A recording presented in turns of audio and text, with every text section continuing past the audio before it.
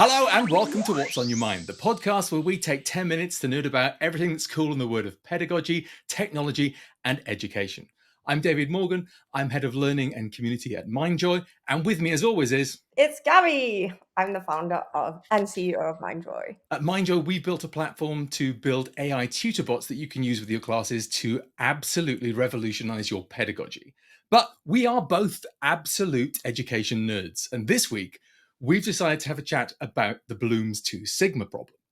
Now, Gabby, we talk a lot about the Bloom's Two Sigma problem, don't we? But I think a lot of people know the term Bloom from Bloom's taxonomy and sort of nod at us a little bit when we start going on about it. So what is the Bloom's Two Sigma problem? Well, there's a paper by Benjamin Bloom called Bloom's the Two Sigma problem, the search for methods of group instruction as effective as one-on-one tutoring. And that's a mouthful. So what that basically, the whole paper, it's an academic paper. You can go read it. We can probably link it for anyone who wants to read it. But essentially the premise of the paper looks at what are the effective interventions, whether that's mastery-based learning or tutorial or one-on-one tutoring really, and a bunch of other interventions we can take to improve student outcomes. And ultimately what the paper says is that one-on-one instruction is the known best intervention for improving learning outcomes. No, sorry. The thing that always strikes me, though, is that Two Sigma thing, because Sigma is just the scientific term for a standard deviation. So, like, the thing that just blew my mind is when you look at the graph, is you've got your standard distribution of achievement for a regular classroom.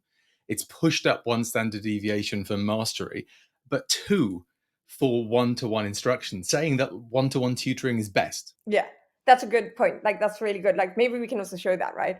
We'll bring it up. On-screen graphics, yes. It's here. There it is. So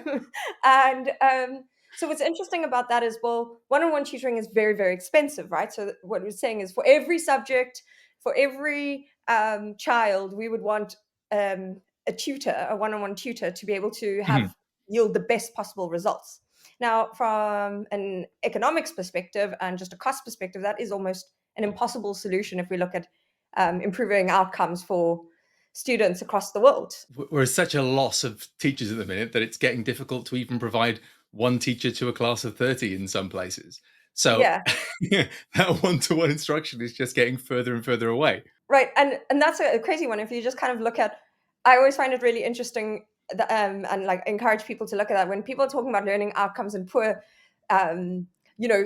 working environments for teachers across the globe, to actually go look at the student-teacher ratio, right? Like, it's very interesting where the average teacher-student ratio is like 17 or 12 students to one teacher. And folks are talking about like tough working environment. It's not quite the same as places where you have 1 to 30 or 1 to 40 or 1 to 60. And that's essentially becomes an impossible task to have good impact on student outcomes, right? Essentially, you're in a mass lecture. And if you look up at university level, universities often, big lecture style setup. But more and more, we're seeing at university level people moving to case studies and tutor groups and peer learning to improve outcomes at university level. So this is something that's applicable not just in K-12, but all the way through to university. And then you go to adult professional learning. We're seeing people often getting coaching for one-on-one to improve their own ability. Or if you're really good, if you're not getting a coach, you're maybe a really good self-learner. But that's not where everyone's learning journey starts. And so back to the question of the paper, which is how do we make group instruction as effective as one-on-one tutoring? That's essentially the question it poses sort of to the world. And the idea that maybe software or AI tutors could achieve that is one answer to the problem. And a lot of people have gotten excited about it, but that's not really how we think about it, right? I think it's important to say as well that when was this research paper? The 60s? It was like 68 or something, wasn't it? It was quite late into the 60s. So people have been like racking their brains. How do we get closer to this one-to-one tutoring model for the best part of 50 years now? And it's really quite scary that every time we come up with a new idea, and like to me, the last time we came up with something even close was flipped learning as a concept. And that sort of got big in 2014, 2015. But even then, it's not quite the same thing, is it? And I think that like to me, the idea of one-to-one tutoring is not just the idea that you have instruction directly from a teacher. And Mm. I've done tutoring myself. You know, I've done one-on-one tutoring myself. I mean, shocking no one, all the students that I did one-to-one tutoring with got top marks and absolutely sailed through computer science courses, you know? But that's because when they are confused, they ask questions. You build better relationships. You have the ability to just go, oh, this might be stupid, but, and you've got none of that problem with peers being in the classroom with you and feeling silly and asking questions. There's just so much more to one-to-one learning that means that you get a better experience. Right. And you're absolutely right. Like with AI tools, we've started to see like going towards this. But there's a question I get a lot, and this frustrates me, and I'm sure it probably frustrates you as well. And it's sort of like, oh well, Chat GPT can't really help because it just gives you the answer. And like, yeah, it's a very blunt tool. I mean, Yeah. what would you say to that? Yeah, so I think there's two things for me when it comes to this, which is like, so Blue Student Sigma problem looks at the one-on-one tutoring aspect, and a lot of technologists have always been excited by, um, software as being this potential like diamond age type perfect tutor, and I think that's part of the solution. Mhm. Um, I think software with mastery based learning we had the same like as the start of this promise and the opportunity. And now with Gen AI, you have the cost of intelligence is essentially going down. That's how I like to think about it. Like the ability to scale expert knowledge and get not information out there is is tremendous. Even more, and the ability to package it in a precision type way, almost just in time knowledge, like the right knowledge at the right time. To a point to, but like I said, packaging matters, because a system like GPT, while yes, you have all the knowledge, if you're not using it, if you're just using it to get the answers, you're not actually learning. And learning is Mhm. something about struggle. It's about like it's like going to the gym. It's the perfect amount of resistance to actually build the muscle, and you need a bit of resistance to build the muscle. Otherwise, it's like going to the gym, and if you just pick up the lightest weight and you do a bunch of reps, it doesn't really help. Like, so go, yeah, you're going to the gym, but you're not doing the right reps to actually grow yourself at whatever it is you're learning. And so I think therein lies, and that's something we're caring a lot about, is like, how do we put good pedagogy into a system that is focused on great learning? And how do we learn from Mhm. the best teachers in the world? Um, to impart that way of doing in the classroom, and how can we use software to help scale great pedagogy, not just like expert knowledge. Oh, absolutely. And I think it's also important that what we do, like what we allow, is teachers to bring their own pedagogy, their own strategies, things that work for them, to the AI. Because it's all very well building up a relationship with your students and having a certain style and having a certain bunch of in jokes, but if the software tool you're using then is very dry and very different, pedagogically speaking, to how you want to work as a teacher, those things sort of fight and the students don't get the benefit because they're not in that flow mode. And I think that the fact that we allow teachers to bring their pedagogical strategies to the AI and we support it with like Socratic learning and things like that really help bring us closer to the solution to that Two Sigma problem. Totally. And like that's the thing, right? The amazing thing about the teacher in the classroom and a great teacher, the ability that a great teacher has is to discern and differentiate. So they can see this strategy is working for this group of children or students, and this strategy is working for that student. And I think kind of that's always been the dilemma or challenge previously with almost a pure mastery based system, yes, like can be effective, but whether or not it's engaging for students and they want to engage with that system, motivation becomes a whole different question. And really, the tutor or the master teacher is facilitating and encapsulating and creating that motivation to get the job done. um, but if you don't have motivation, and you could have the perfect system, and if the student's not interested in using that system, um, and it's not relevant, then there's no point in having a perfect system. It's just theoretical then. So I think that's where the magic of great teachers come in to facilitate that. And if we can help teachers bring that to software, therein lies the magic. Oh, absolutely. I think like it's really interesting to me that we talk a lot about um, bringing the magic and hard fun in the classroom. You talked a bit about having the right weights in the gym. Then Yeah. I've gone to the gym on an off day and just did the very bare minimum to feel good about myself.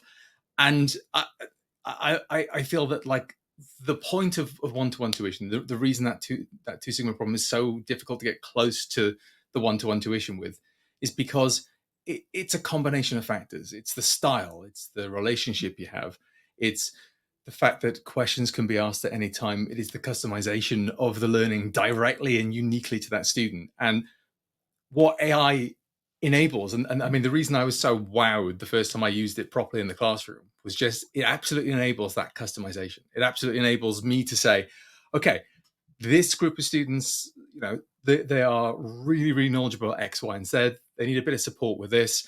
They tend to forget this, and this. When you explain things, jump back and forward, use a bit of spaced practice, use a bit of this pedagogical strategy that I know about to deliver it. And the fact that those students are all engaging with the tutor bot, and you, like you said, you've scaled up that knowledge work, is amazing to me, because I've said this a million times. We as teachers are the gateway to the learning, but we're also the bottleneck, because the moment we say go, 4 students put their hand up and they have to wait for you to get to them. And the fact that what AI enables is most of those students to be able to engage in a dialogue with a knowledgeable tutor with good pedagogical strategies, they unstick themselves very, very fast. I think there's something interesting there, which is, you know, I always think about teaching as always like actually being a creative pursuit. Mhm.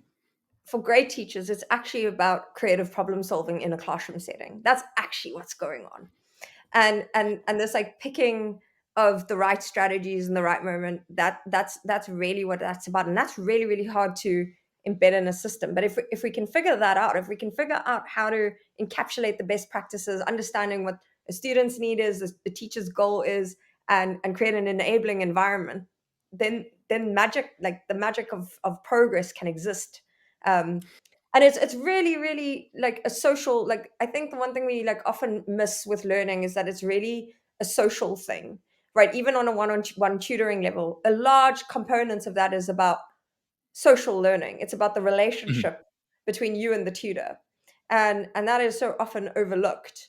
um what are the successful dynamics in an environment where you have a good relationship and a good tutoring outcomes. And it's the same within the classroom, right? Like even with lots of students, if you have a teacher with good relationships with students, who can enable and facilitate their individual and is able to deliver that like individual care and love and attention, um, you see great results. That's to quote the attention is all you need thing is true of teachers too. Mhm. It's not just attention in LLMs, but it's teachers having their students' attention mean they can focus on the right thing. And if you're not a teacher who has the attention of your students and the relationship, I think a big part of attention is relational. Um, Yeah, absolutely. you can't facilitate the desired outcomes. And so there, I think we're going to see this change of the role in the teacher in the classroom, because this technology is so powerful too and what it enables, but also just because students are going to be pushing their own limits with what they do. And it's really like going to start asking the question, like, why do we need to do certain things? What are our motivations? Like that we're going to start asking much more, like, there's that paper, maybe that's one we go into at some point, but the death of the college essay, as a Mhm. form of assessment. And really, the question is, for some people who want to write the essay, right? And a student who wants to write the essay, they will. And they will, and if they're motivated and interested, they will, and they will do well, because that is what they value. And the teacher, the classroom, the environment is reinforcing that set of values. But if I don't care about the topic and I don't see the point in it, and I don't understand where this thing's going to get me, I am not motivated to participate even. Um, and so I think really on scale, teachers are going to start facing that question. And we're going Mhm. to have to really rethink what we're asking young people to do and why, because they're asking that question, that's for sure. Well, I think we're all asking that question. I did a blog post recently where I asked, "Have we broke assessment?" And honestly, the work we ask them to do, if it can be performed just as well by an LLM, why are we asking them to do it? They need to find different ways of showing us they're learning. But I think Yeah, I think we've sort of wrapped up a lot here in the 10 minutes. That's probably about 15 now. Um, so let's sort of pull it together. And the Bloom's Two Sigma problem, we think we're getting close to solving it because we can enable more one-to-one like pedagogically strong conversations with AI. It scales up that knowledge work and it allows us as teachers to think about more insightful and creative things. Does that sound fair to you? totally, totally. And I think the thing is, if we can think of ways, like if I wanted to give you data for this, the one set of data is quite simply back to the point of like how many questions can an individual teacher deal with in an hour lesson, and Mhm. what is your ability to both allow every single student in your class to generate a question, and then you having the time to answer those questions. And now the power of such a system is you're essentially augmenting yourself as a teacher. And yeah, you can put like your flavor, the guardrails, curate the content, all of that. But what you're actually enabling is that students and your own ability to answer from a teacher's perspective, a teacher can answer, 10x more questions that they would have been able to answer in an hour period, and students can ask 10x more questions that they couldn't have asked previously just because of the constraint of time. um, and that's a really exciting world if we think about what that means for our own knowledge acquisition journey. Absolutely. I think the world of the 10x teacher is upon us, and hopefully not a moment too soon with the shortages in subject areas. Uh, well, I've been David Morgan. And I'm Gabi Immelman. I feel like I need to change my name. It's way cooler than mine. Oh, don't worry. Mine is the name of a shop in Cardiff. It is the most boring name in the world. Don't worry. We are Team Mindjoy. We build a platform for AI tutor bots that can supercharge your pedagogy, but don't take our word for it. Sign up on mindjoy.com for a 14-day free trial. Experiment, play with it, and most importantly, push those tutor bots out to your students to see the impact they can have and tell us about it. So, tune in next time to the podcast to see what's on our minds in the world of education, pedagogy, and technology. And do reach out to us on LinkedIn or X, brackets formerly Twitter, and let us know what your thoughts are and what's on your mind. Bye.